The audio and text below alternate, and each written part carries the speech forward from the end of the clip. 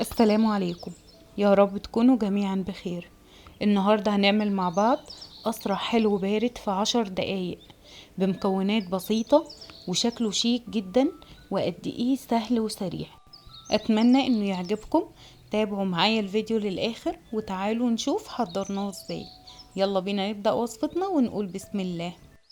انا هنا جهزت الكاسات اللي هقدم فيها الحلو بتاعي. تقدري تقدميه في كاسات او في كوبايات او في اطباق المتوفر عندك. ودلوقتي هجهز للطبقة الاولى. بنزل بلتر من الحليب البارد، بضيف عليهم 4 معالق كبار من الكاستر،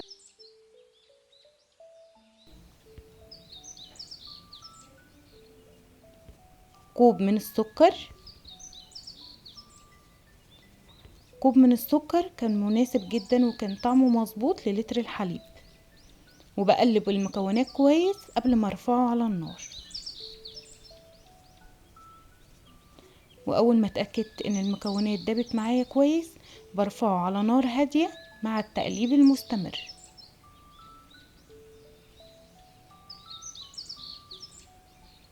وبقلب لحد ما يتقل معايا القوام.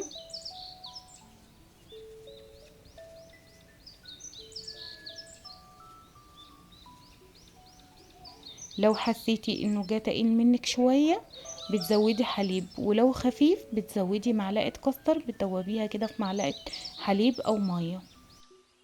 ودلوقتي هصبه في الكاسات بتاعتي، بصبه تلتين الكاسه فقط وبسيبه يهدى. وبنزل بقطع الفاكهه. استخدمي اي فاكهة انت بتحبيها، موز، فراولة، كيوي، مانجا. انا عملت هنا كوكتيل، استخدمت مانجا وعنب وموز. والموز قبل ما تستخدميه ياريت تعصري عليه ليمونة علشان الاكسدة. برص الفاكهة كده او رصيها بشكل عشوائي زي ما تحبي.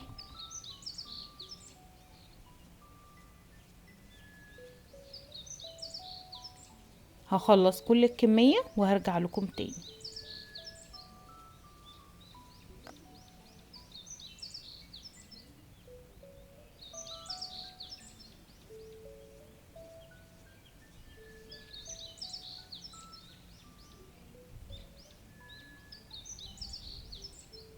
بعد ما رصينا الفاكهة بالشكل ده هحضر للطبقة الأخيرة وهي طبقة الجيلي. انا هنا استخدمت جيلي مانجا مع جيلي مشمش، استعملت ميكس ما بين المانجا والمشمش.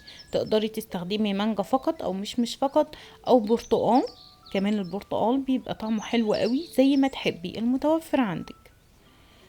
وبنزل عليهم بكوب من المية السخنة، بدوب بيها الجيلي في البداية كده في الاول. وبعدين بنزل بمقدار المية باردة.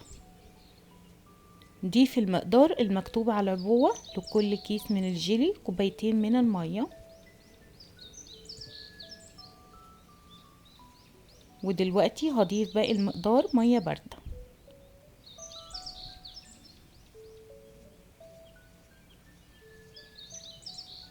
وبكده يكون جاهز معايا. لو سخن بسيبه يهدى وبعدين بنزل بيه على الفاكهة بتاعتي.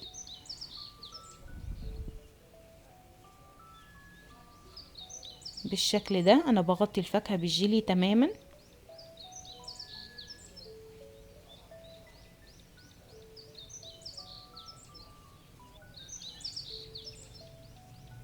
ودلوقتي هدخلها التلاجة مش اقل من ساعتين وبعدين بقدمها. بعد ما برد معايا تماما وجمد معايا طبقات الجيلي مع الكاستر بالشكل ده بقدمها ساقعة. تعالوا نشوف القوام بتاعها بيكون ازاي.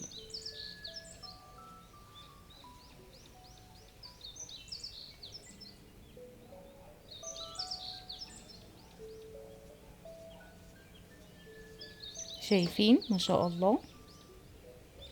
وبكده بيكون عندنا حلو بارد سريع جدا وطعمه حلو. جربوه، ولو عجبتكم الوصفة ما تنسوش تعملوا لايك للفيديو وتشتركوا في القناة علشان يوصل لكم كل جديد. اشوفكم في وصفة تانية. مع السلامة.